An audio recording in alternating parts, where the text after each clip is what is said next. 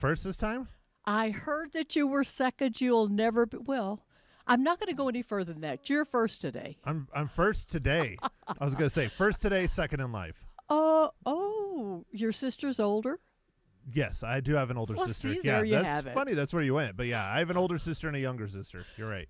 Well, good. Oh, you're a middle child. Yep. That explains Explains a so lot. darn much. I have a problem though. My older sister's like 8 or 9 years older than me, so I have middle child and older child complex. Oh my gosh, we could just spend a whole hour on that. But No, you know you what? don't We're want not to. going to do No, it. please no.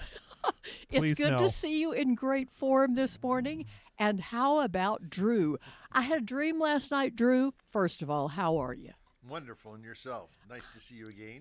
I'm so glad to see you too, because in my dream you didn't come here. And so the whole studio was just off because you weren't here. So welcome. Sounds like a nightmare. Oh, that's just No. it was not a great dream, but I'm happy to be here. So Good. Carol's nightmare, my dream. Yes. what, wait a minute, that I'm not going to be here? No, that Drew wouldn't be here. Oh, gotcha. I like you. Oh, I'm so happy to hear that. Thank you very much. I would say you're one of the few, but that's not true, I'm hoping. I'm one of the few that like you. No, I don't- everybody loves I Carol. don't think Come on. that's true. Absolutely. Okay. We can start making people call in, and that's all we'll do the whole hour. Oh, I don't think we'd have that many callers, All right, but all I'm right. so happy to hear that. Drew, Yes, ma'am. is tonight Taco Tuesday? Last week you said it was going to be. I haven't checked so far this morning. I'm sure by the afternoon we'll have something. We'll have something to report tomorrow. Excellent. Whether we do Taco Tuesday, wherever Wednesday, you know. I understand, because last week was just so off, being right after Christmas holiday. You just Everybody's off. Everybody's like trying to get back into the normal routine here. so have you made it yet? Pardon? Have you made it yet into yeah. the? Oh, that's good. Yeah, Me no. too. 3:30, every morning, 5 days a week. It just happens. At least I knew yesterday was Monday and today's Tuesday. The week before, I didn't know. Yeah, that really screws you up. It did. So I walk out of my car today into some very, very cold weather I wasn't expecting. Now, I sort of sit in my house and I follow it. But I made a tea time for Thursday, and when I walked out today, I couldn't imagine that it would be warm enough to play golf on What time on Thursday? 2 o'clock. Oh, you'll be fine. So tell us what today's looking like. Well, today, it's going to be sunny with light winds coming out of the northeast at about 15 miles an hour in the afternoon. Tonight, it's just going to be clear and light winds. There's not going to be a cloud in the sky.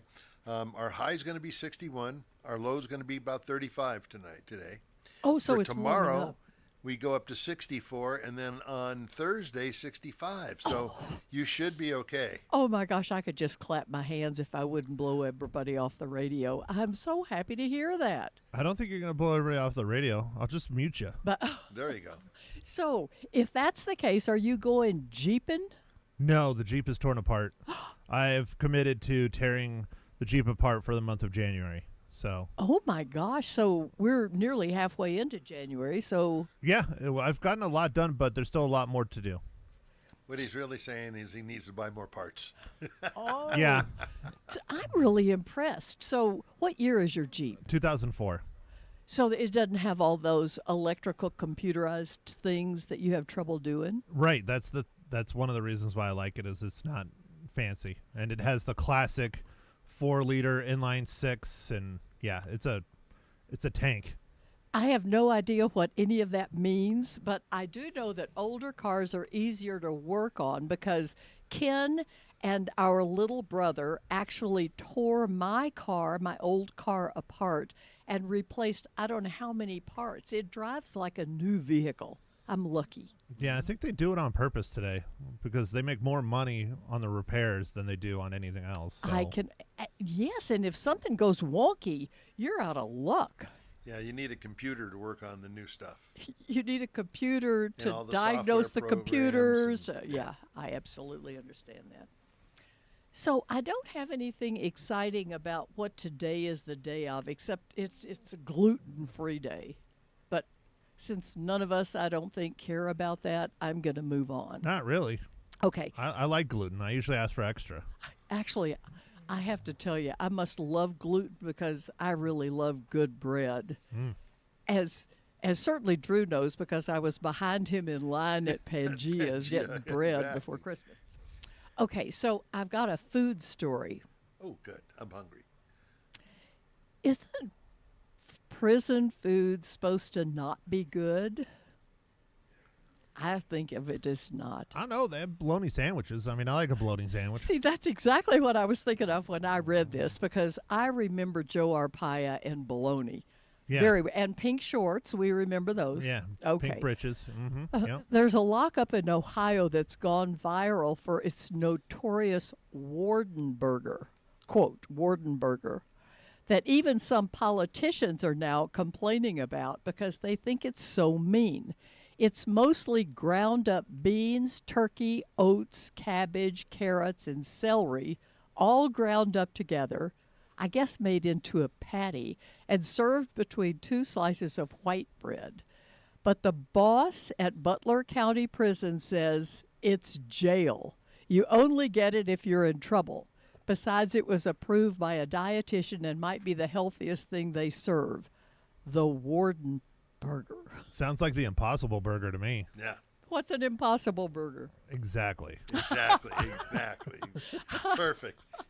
Good thing you don't know. You only need to eat one in your life, or even taste one. Where do you get them?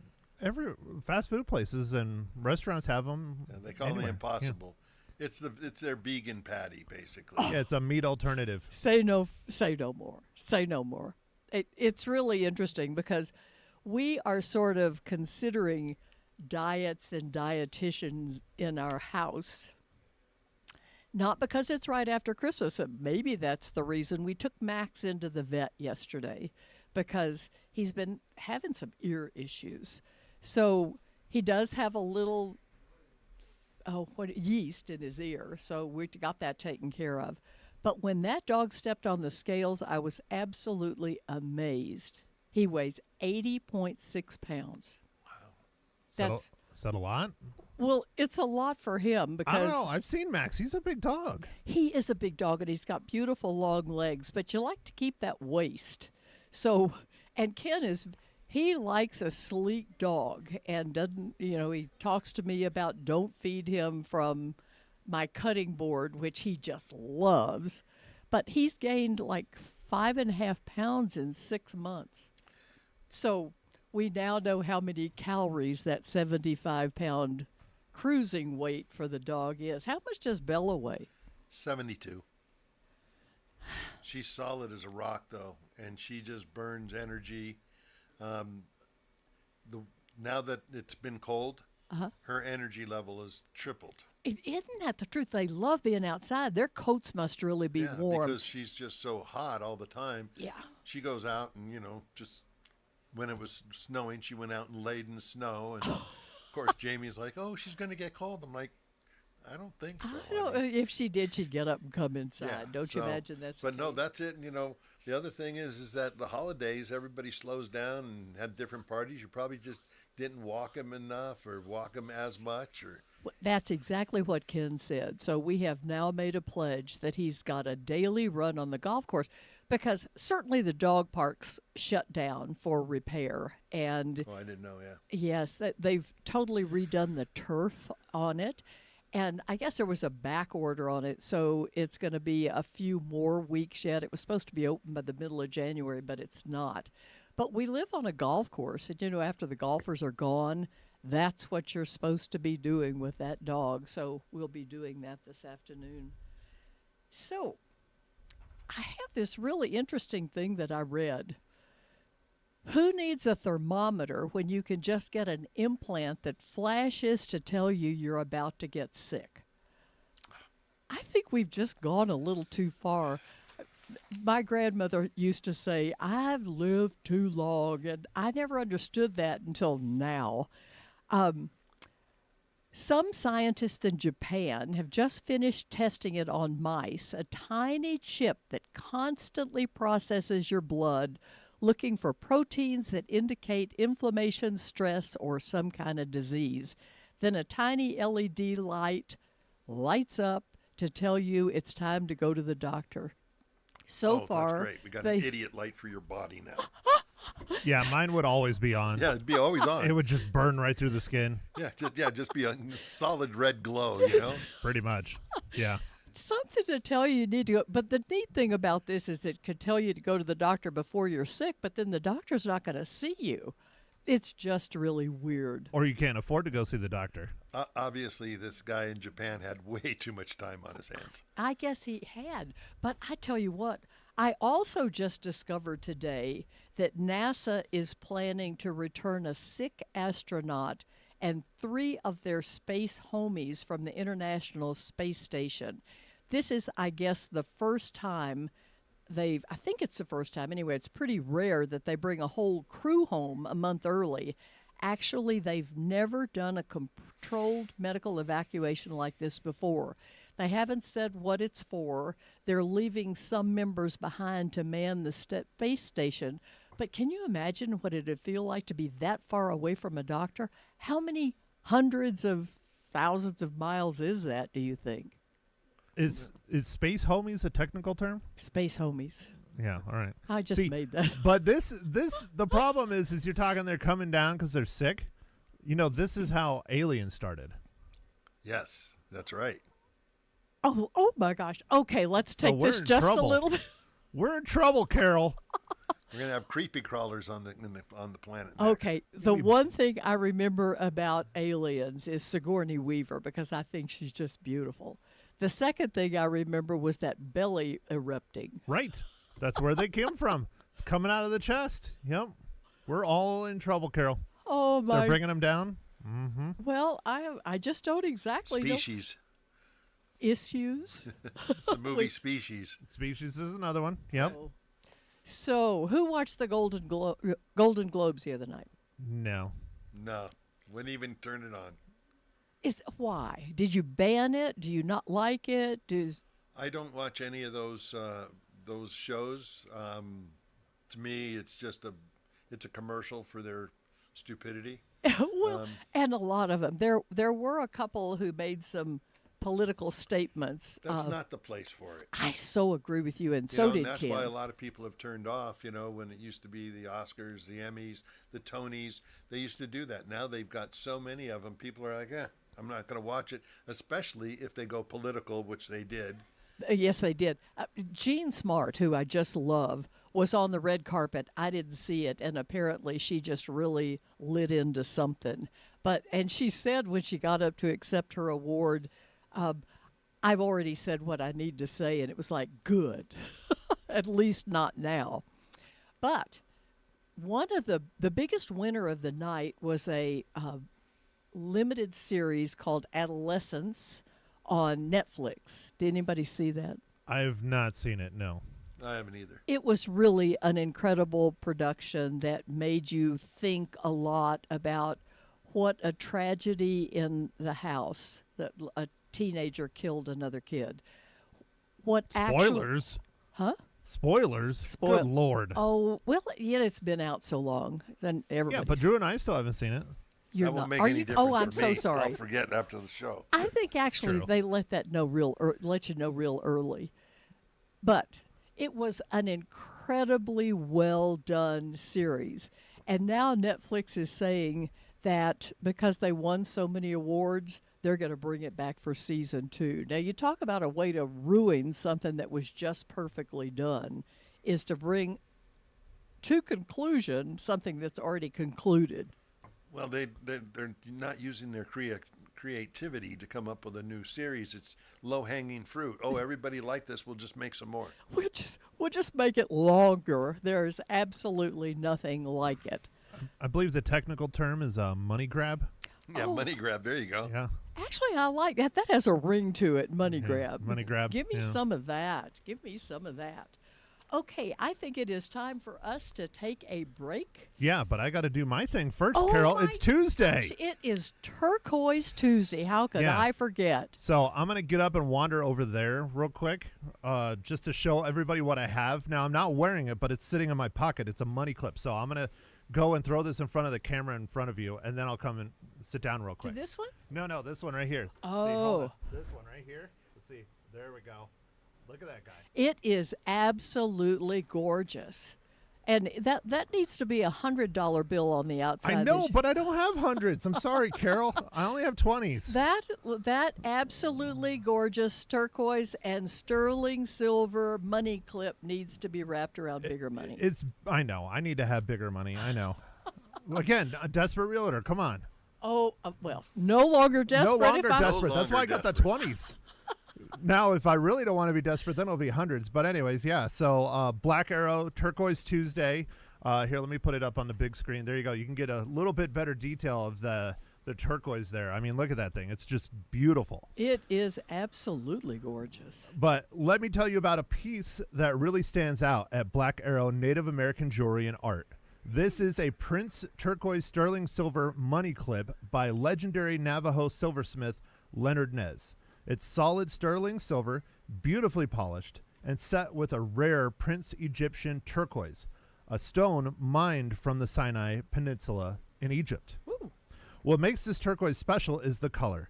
You get these deep blue tones mixed with rich red and flashes of gold in the matrix. It's totally different from anything you typically see out of the Southwest. Every stone is unique, and Leonard Nez's silverwork is bold, clean, and timeless. This isn't just a money clip, it's a statement piece. It's collectible, handcrafted, and it's built to last a lifetime. If you're looking for something distinctive, masculine, and truly one of a kind, you'll want to see this one in person at Black Arrow on Gurley Street. So, Ken, if you're listening and watching, go buy this for yourself. Don't buy it for Carol. And Matt, that was beautifully done, nearly as beautiful as that money clip. We'll be right back.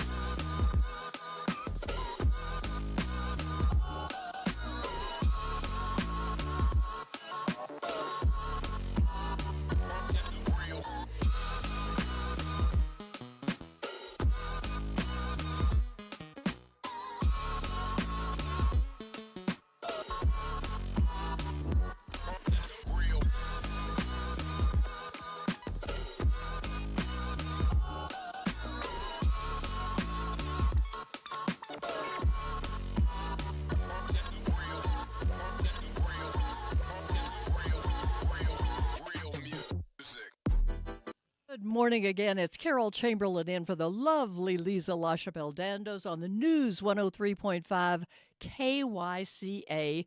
So lucky to have with us today, Glad to be here. Captain Brett Pelican. Yeah, that works. Welcome Thanks to for having you. us. And I've got to say, Kathy Goodman is here with us too, but she's going to be quiet, I guess. I've Yeah, never heard that before. I'm just here for support, you know. She made a fist when she said Support. Yeah. that. Well, welcome But both it's very of nice you. to be here. Thank you. So I've done this series over the last while that I've filled in for the lovely Leza called A Day in the Life of. And I am really anxious to hear what it's like to be a fireman. Kids aspire, especially boys, aspire to be firemen. It's an heroic sound. It's an heroic thing. Yeah. But I really want to know all of what it's like. But first, where'd you come from? Tell us about yourself. Yeah, great question. So, my name is Brett Pollock, and I'm a captain with CAFMA. Congratulations. You were made that last year, is it? 2021. So it's been a little while. I'm way behind times. I know the Oh. time does fly when you're having fun, but yeah, it's been an adventure for sure. I've been with CAFMA now for 13 years. Uh-huh. My time spent before that, I worked on an ambulance, local ambulance provider here for 8 years. Oh. So I've been in emergency medical services now just over 20 years. So I've had a lot of unique experiences running emergency calls.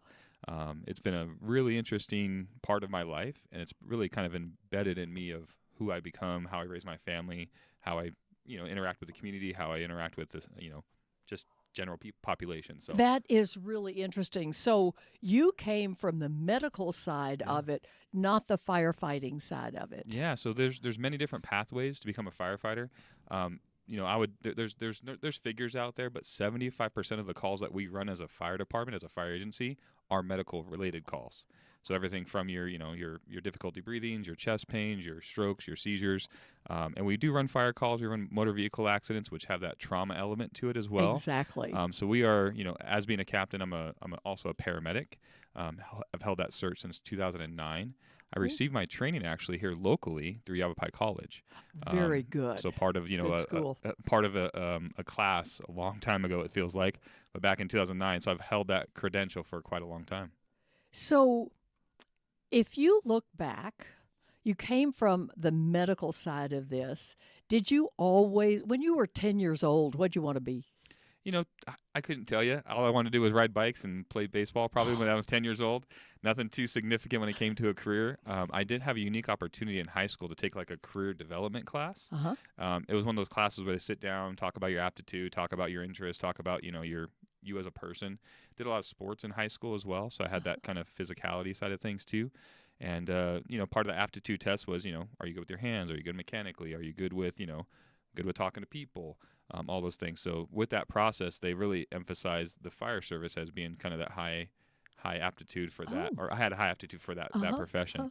I was able to take they call it like in this area, they call it a CTED, like a CTED class for fire service. Mhm. I was able to take that class kind of When you were in high school. when I was in high school, yeah, just to expose the idea of the fire service. Really fell in love with it, fell in love with the principle of it.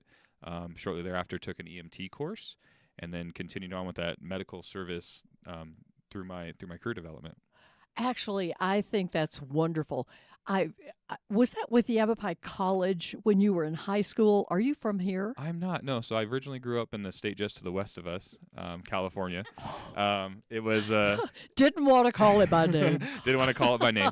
I still have family that live out there, so I visit every Oh. once in a while. But I had to get out of there at the age of 18. I just couldn't live Well, in yeah, that. it used to be a beautiful place. Yeah, it was gorgeous. Yeah, and it still is for visiting Pretty purposes. to look at. Yeah. Yeah. But to be there full time, I took a unique opportunity to come out here to Prescott. Took a unique opportunity to come to school here, work in the community, and then develop my skills and then develop my family. Really have that, met my wife here, and it's been kind of the best decision I ever made. The reason I ask that is I am so impressed with Yavapai College because they offer those CTED classes here too. And to be able to see kids get college credits for things they do in high school that they know they want to be a part of in the future, to me, it just makes so much sense. Yeah, they're very well developed in the community. I have a freshman in high school, so he's looking at those programs and looking at things that he wants to develop in, and classes that he can take. So we're we deal with the college quite a bit with our program too. We send 6 medic students every year through medic program. Well, So they are, they're constantly involved with us. We're constantly involved with them. We sit on their developmental board as well. so some of these questions, I prepared these Yeah. for a firefighter. No problem. So I'm going to look to you to tell me what your firefighter brothers and sisters would answer my questions, Yeah. if that's okay with Yeah. you. No problem. So, do you? The question is, what inspires a person to be a firefighter, and do you think that your brethren would do it again? Yeah, that's a great question. So, we actually do these oral boards, right, to become a firefighter, and that sounds like an oral board question we often get. And a lot of times, people talk about the passion for helping others. Mm-hmm. Our profession, just like with police officers, they often have that passion for wanting to help, right? They want to be a part of the community. They want to be a part of that person that is in dire need, whether it be in their worst time of need or just their simplest of issues. I think the people want to look at progressing themselves and then also helping the community. And I think if you ask any firefighter, hey, would you do this career again? I think the solid answer is yes.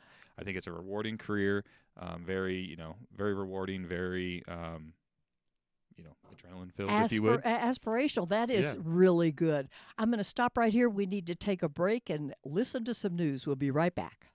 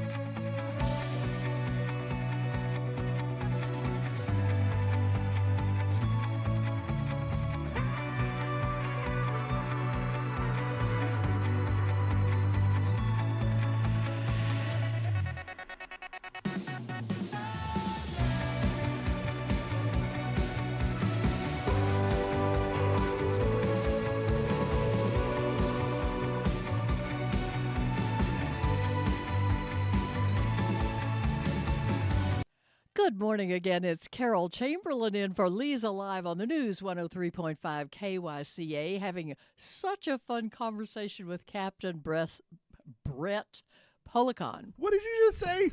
I don't know. Carol. I started to have an S in it. I don't know why. Clearly. Anyway, welcome back. Thank you for having us. Yeah. So I want to clarify one thing. You are an EMT paramedic. You're also a firefighter. You hold a hose, you climb a ladder, all Yeah, that so stuff. we are dual certified through the state of Arizona. You have to have a Fire 1 and 2 certificate to be a firefighter in the state of Arizona, and you also have to have, for our organization, have a medical certificate as well. So that EMT, and then additionally paramedic. So we carry medical certifications. We carry the fire certifications. We also have wildland certifications. Oh. So we cover all the bases when it comes down to all hazards, if you would. Oh. And that's the design of our organization. We have very many hats that we wear. We cover all the emergencies that are basically needed, except if you have a need for somebody with a gun or handcuffs, we don't cover those. Gotcha. But it really makes a lot of sense when you say that 75% of your calls have a medical shadow on them. Mhm. And 25%, I guess, don't. Yeah, there could be anything from a structure fire to some sort of technical rescue. It could be those kind of aid in some sort of public assist. Those things don't involve medical situation in some cases. Gotcha. So, what is the very most rewarding part of your job? Wow, that's a great question. So there's lots of it, right? So a couple things that come to mind is seeing others progress around you, the development of others, right? So we work within a very diverse group of individuals. We have individuals with 20, 25 years on, some people with, just 20 or 25 days. And to see them kind of progress through their careers, help them through their process, that's a super rewarding part of my job. Additionally is to see when people have successes in those dire moments, right? If you have somebody that was able to provide a save or a code save or bring somebody back from the death. I think that's a super rewarding part of our job. No question. Gaining knowledge, gaining experience is also part of that too internally. Challenging yourself with unique opportunities, right? So if you're, if you work a job and there's nothing challenging to you, this job provides indefinite challenges. But whether it be internal challenges, external challenges, promotional opportunities, those things are all kind of on the table when it comes down to rewarding concepts. You're perfect. So, with that said, what's the worst part? Ooh, the worst part. When people have a bad day, it's terrible on us. We deal with a lot of mental struggles when it comes down to it. We have many good resources in our world that comes down to psychiatric assistance.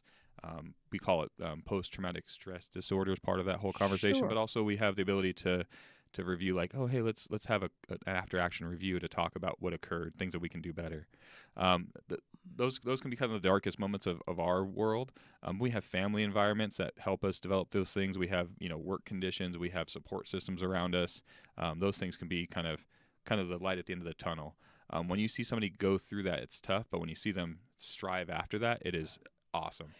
True, because you can't go around those things. You have to go through them. Yeah, you and do, for having help go through them, nothing can be better. Yeah. But it also shows why you're a captain, because you like to see others around you thrive, and I think that's what a leader does. Yeah, I work with many different diverse people, like we said before. Just seeing them progress through that process, helping them learn it, and it also helps me learn it, kind of selfishly. Well, Helps you sure. master that craft, helps you Absolutely. master that skill. So tell me what a typical day looks like. Yeah, that's an interesting one. So firefighters come in many different shapes and sizes and forms. We have a daily shift that starts at 8:00 in the morning. Okay. So when people show up to work, they usually show up about 7:20, 7:30, just to make sure that they're there on time to relieve the other crew. Oh. We don't want to be there, too late. We don't want to be there too early, but just to provide that relief, you got to take, your equipment off, got to check your equipment. We have, specialty turnouts that we wear. We have specialty SCBAs, or self-containing breathing apparatus that we put on our backs. We have to check those out to make sure that they're functioning at a high level every day. Our guys also check out their medical equipment every day to the expiration dates, the right inventory levels, the medications. We have cardiac monitors that they need to check out every day. So they do like an equipment check the first thing in the morning, and that usually takes roughly about an hour or so to kind of get that whole process going. And then after that's done, they jump into like checking fire trucks, making sure that they all operate properly, and that usually takes some time. Also, we involve training in there. So we ask a lot of our folks. We have many different requirements, not only from the state of Arizona, but like a national standard for firefighter training, for medical training, for wildland training, like we mentioned before.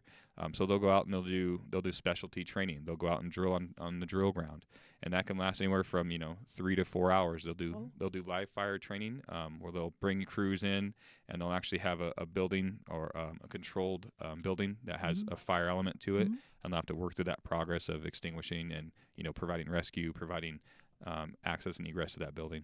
Okay, so a lot of time is spent on checking equipment, and I can tell you it is so critical to do that. I was a a nursing student working in a hospital where my college was, and we had a code, and the crash cart wasn't properly equipped. Yes. So And a code, right? So cardiac arrest. It was an asthmatic, a fellow who had asthma in a horrible attack, and we lost him.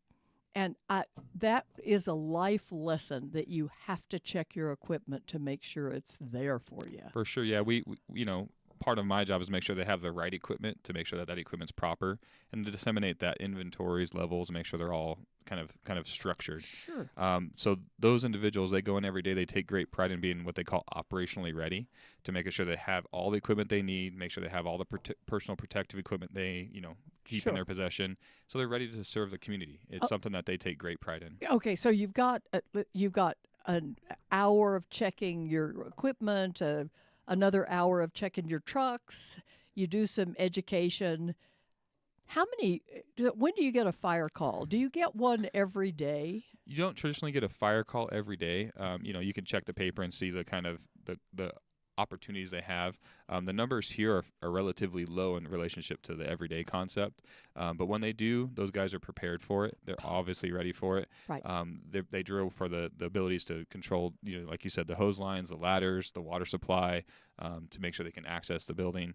So that training element always is key facet to it. They just can't say, one day I'll be ready for this. It's no, we're ready at this moment. At this moment, at this time. Okay, we're going to stop right there. Be right back.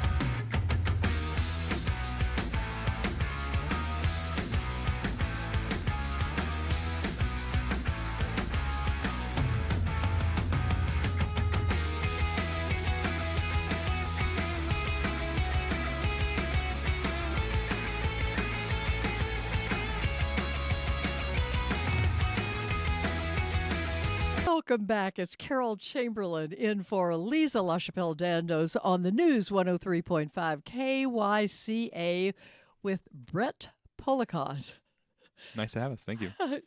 captain of CAFMA. And actually, we should say everybody knows CAFMA, but it's Central Arizona Fire and Medical Association. Authority. Oh, I You was had it, so yeah. close. A different A. Yep, we've been around for 10 years as an authority, and we still basically are two conjoined agencies, Central Yavapai and Chino Valley Fire District. Okay. Those two are combined to make a CAFMA. Oh, very Yep. good. Thank you very much. Okay, so here's the way I want to start the next part of your day. I'm in Fry's food store. I'm in the meat department, and I see two great big firemen walking in to shop with me. So, and I see their fire truck in the parking lot. Yeah. So tell me about that part of your duty. Yeah. So, as a fireman, we live at the station, right, for 24 hours. Those individuals are there. They are part of the community for that period of time. There's no break. There's no opportunity to just take a break, cut the clock, and just walk away from it as a normal 9 to 5 would, right? So they are in that store basically gaining their sustenance for the day, their food, and they cook as a crew. They usually provide meals together. A lot of times they provide like a dinner together. They'll buy in as a group.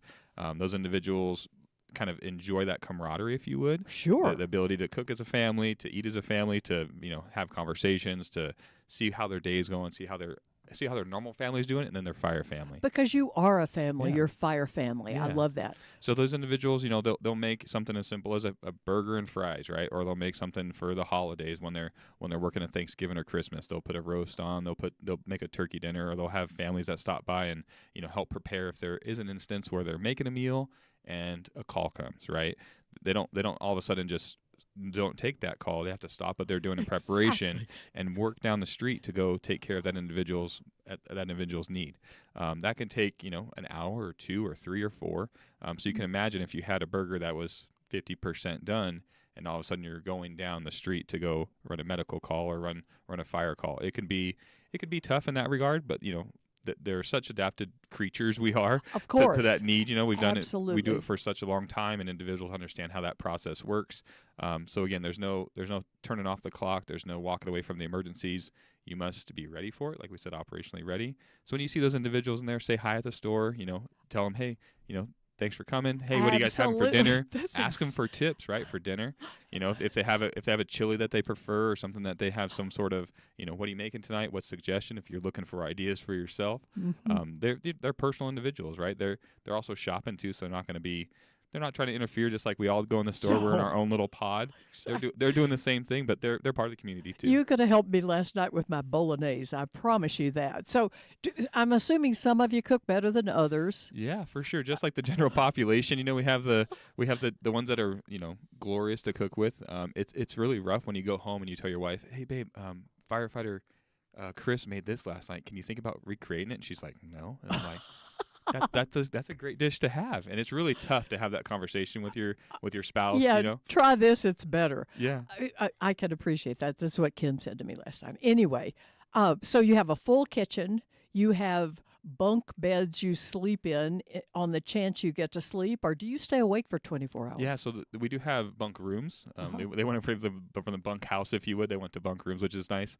You do get an opportunity to sleep, but again, being operationally ready, we expect our individuals to be out of bed, prepared, and on the truck in less than 60 seconds. So at any given moment, you have opportunity to be basically fully kitted and then out the door in your fire truck for any emergency in less than 60 seconds from dead to sleep. So it can be very challenging. Challenging. I can't even imagine. I use the analogy, right? So imagine at 3:00 in the morning, just setting an alarm as loud as you can, as aggressive as you can, waking up to that alarm, and then be in your car at 3:01, then drive to Walmart, and then try to put together a 10 list of things that you had in your memory, right? 10 things that you needed in the fridge. Gather those belongings and then go check out. But be nice to everybody, and be polite, be consistent. And if you missed anything, you're going to hear about it from the QAQI people, right? The quality assurance people. Oh, I gotcha. Thank you for clarifying that. I honestly, I just can't imagine that. So, are there any times in your day that you are just bored? No, I don't think boredom is a part of our world, right? So if you're not, preparing your equipment, checking your equipment, you're learning, you're progressing, you're helping others learn and progress, you're, running emergency calls, you are, we call it, toning it down, right? So you have the opportunity to sit down, relax for a little bit. Read a book? Okay. Play cards, whatever you need to do to kind of have that mantra. So that downtime, and, you can't hold an elevated level for 24 hours. You can't have that adrenaline dump for that period of time. So you do have to regulate down for half a second, enjoy a cup of coffee, as we mentioned before. Those kinds of things really help out individuals kind of go through their day. a lot of us consider it like a time warp, really. You show up for 24 hours, your family's doing their thing at home, right? You're in your normal family. And when you get home, you're like, whoa, what happened? Like, what happened to my time? What happened to their time? So you're really we spend a third of our life in the at the fire department, in that building, taking care of the community. So, 1/3 of your life is completely dedicated to that, and the other 2/3 is hopefully dedicated to your home family. So what does your week look like? You work 24 hours and then you're off for... Yeah, so we're gonna have a schedule change here soon. Soon in February, they're gonna be working 48 hours straight. So they're gonna be working from let's just say it's Monday, Tuesday. They're gonna work that schedule. But the current schedule looks like you work 24 hours, you're off 24. You work 24, you're off 24, then you work 24. We call that a Kelly schedule. So it's every other day. Every other day, and then you get a block of time off after that. You get 4 days off after that. Okay. Yep. Okay. So you do have some time to be just real with your a family. real person, yeah, for A sure. real person. Yep. Okay. Yeah. Okay. Go to the dentist and go to the doctor's office and go to those things. Yep. So what do you think is the most important quality for a firefighter? Ooh, yeah. So most important is accountability. The accountability and honesty. Those are kind of the two biggest kind of concepts. You have to have somebody that's really dedicated to what they're doing, and then acceptable to the idea that, hey, we want to do better, and how can I improve myself without looking internally at things I've either made mistakes on or things that I can improve.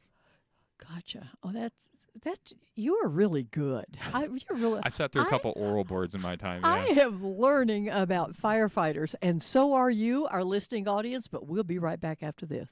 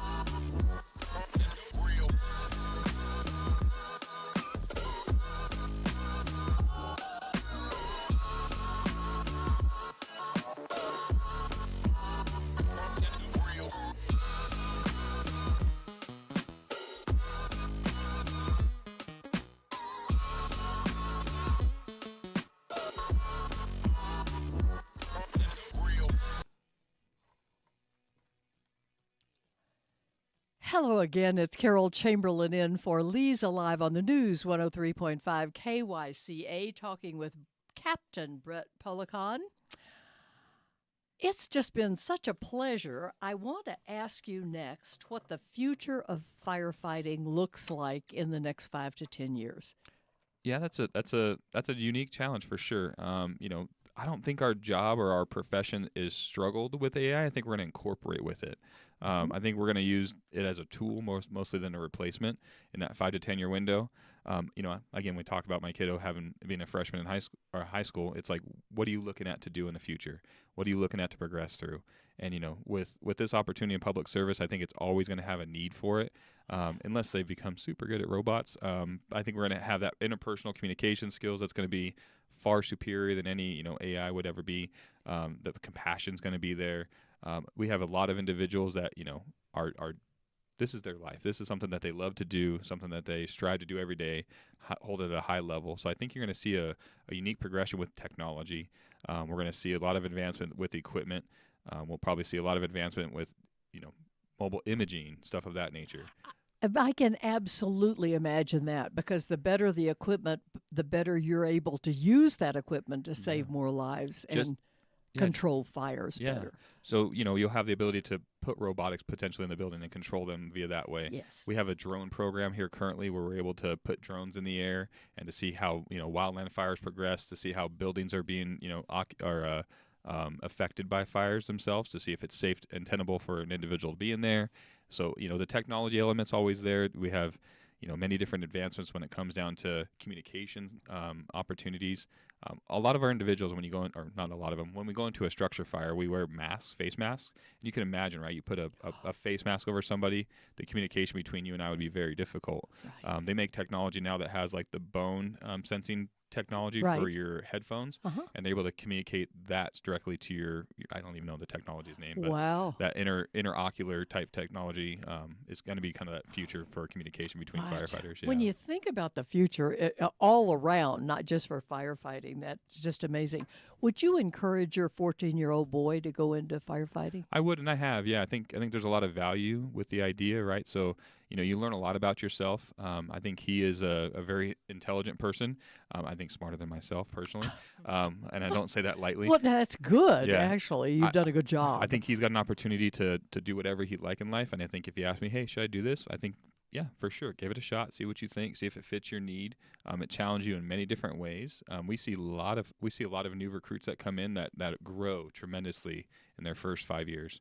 They learn how to cook. They learn how to be a part of a community. They learn how to be themselves. They learn how to be who they want to be.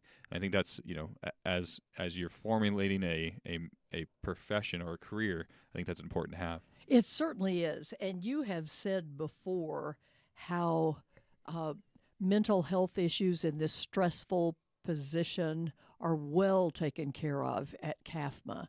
So what's your burnout rate? That's a terrible phrase to use with a Fire. fire. I think as your as a burnout rate goes, I don't think we have a very high one. I think we have a lot of people that have a lot of support. We have a lot of people with education. A lot of people say when burnout occurs, it's when you're lacking motivation and lacking education. So if you have that ability to learn and progress through your challenges, that burnout stays lower and lower.